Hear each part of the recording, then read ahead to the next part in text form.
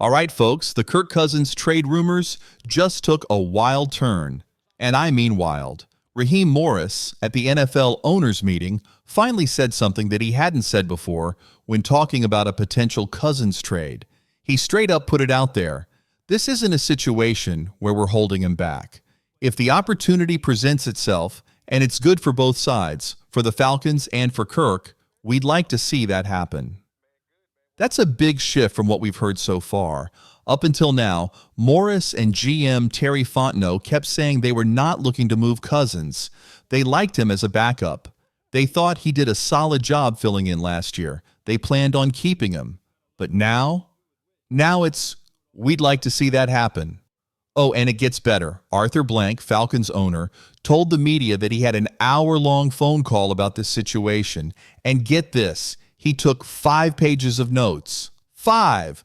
I don't know about you, but I didn't take 5 pages of notes in college ever. What could possibly be in that phone call that needs 5 pages? We talking about a Ross Geller 16 pages front and back situation here? But the bottom line? There's real momentum behind a Kirk Cousins trade. And not just in some vague, we'll see what happens kind of way. The Falcons are open for business, and they aren't hiding it anymore. Now let's talk about where Cousins could end up. I think it's Cleveland. The Browns need a quarterback.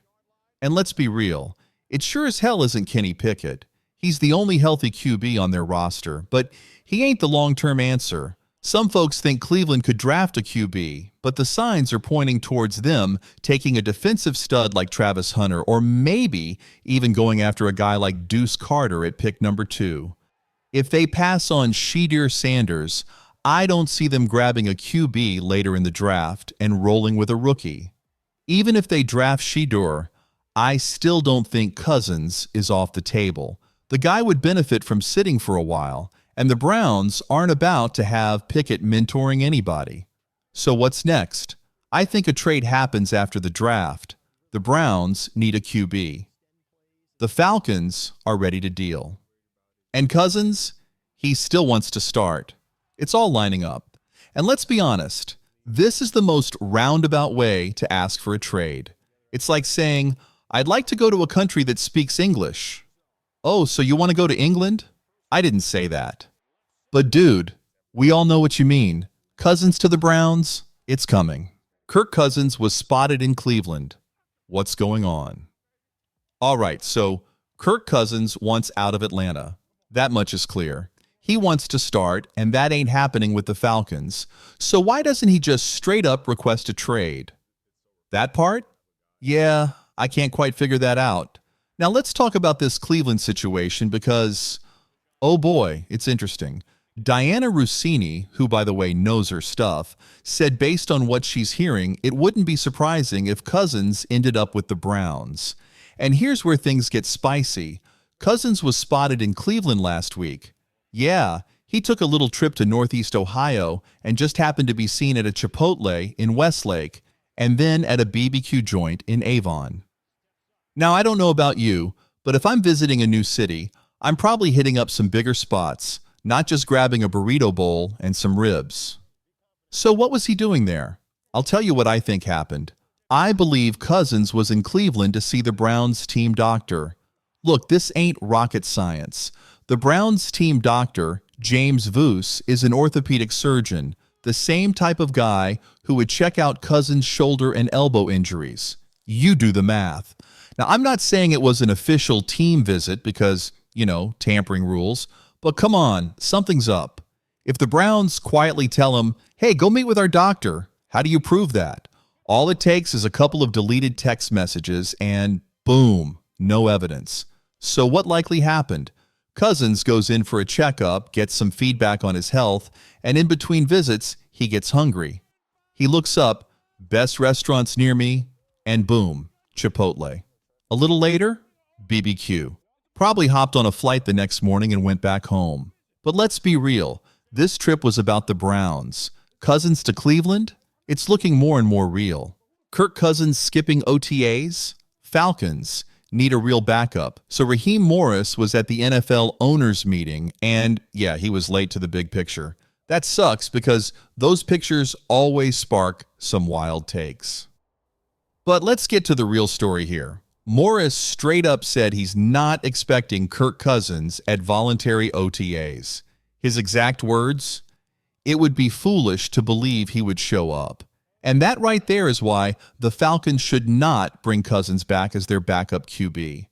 If the guy doesn't even want to show up for practice, voluntary or not, why are you keeping him around?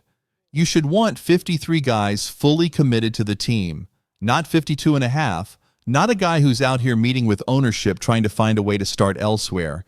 You need a backup QB who actually wants to be a backup. That ain't Kirk Cousins. And look, I get the financial side of it. People are going to say, oh, but there's no financial gain in moving on from him. Who cares? The cap is a myth. Teams work around it all the time. If you release Cousins, yeah, you got to pay another backup. So what?